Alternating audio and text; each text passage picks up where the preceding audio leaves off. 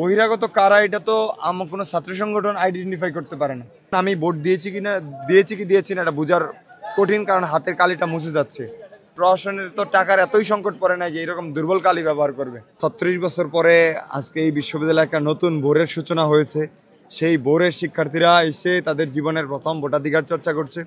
তো ক্যাম্পাসে একটা উৎসবমুখর পরিবেশ আছে, তার ভিতরে আসলে কিছু ঘটনা আমাদের আসলে দৃষ্টিগোচর হয়েছে, সেগুলো নিয়ে আমরা কথা বলছি। যেমন ধরেন, আমি ভোট দিয়েছি না এটা বোঝার কঠিন, কারণ হাতের কালিটা মুছে যাচ্ছে। তো ক্যাম্পাসে আমরা যদি হাতের কালি দেখি তাহলে বুঝতে পারবো যে কে ভোট দিয়েছে আর কে দিয়েছে না। তো সেই জায়গায় আমি মনে করি যে প্রশাসনের তো টাকার এতই সংকট পড়ে নাই যে এরকম দুর্বল কালি ব্যবহার করবে। আর সেই জায়গায় আমরা সব জায়গায় ঘুরছি, শিক্ষার্থীরা ভোট দিচ্ছে, তো আমাদের কালি নিয়ে অভিযোগ আছে।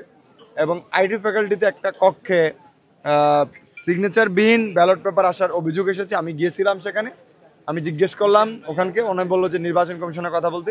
নির্বাচন কমিশনের কাছে ইতিমধ্যে লিখিত অভিযোগ দেওয়া হয়েছে, যদিও আগেও অনেক অভিযোগ দেওয়া হয়েছে, নির্বাচন কমিশনের তেমন ব্যবস্থা আমরা দেখিনি। এখন পর্যন্ত চারপাশের অবস্থা খুবই ভালো। আপনারা দেখতে পাচ্ছেন শিক্ষার্থীরা একদম লাইন ধরে দাঁড়িয়ে দীর্ঘ লাইনে ভোট দিচ্ছে। তো এগুলো দেখে আমাদের খুবই ভালো লাগছে। তো শিক্ষার্থীদের পক্ষ থেকে সর্বোচ্চ উপস্থিতি আছে, সর্বোচ্চ চেষ্টা আছে।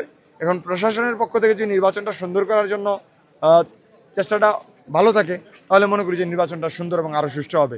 তো বেলা বাড়ার সাথে সাথে আরো বিষয় যেগুলো আছে সেগুলো আমরা বলতে পারবো। এখন পর্যন্ত আমরা এদিকের পরিবেশ ভালো দেখছি। বহিরাগত কারা এটা তো আমার কোনো ছাত্র সংগঠন আইডেন্টিফাই করতে পারে না।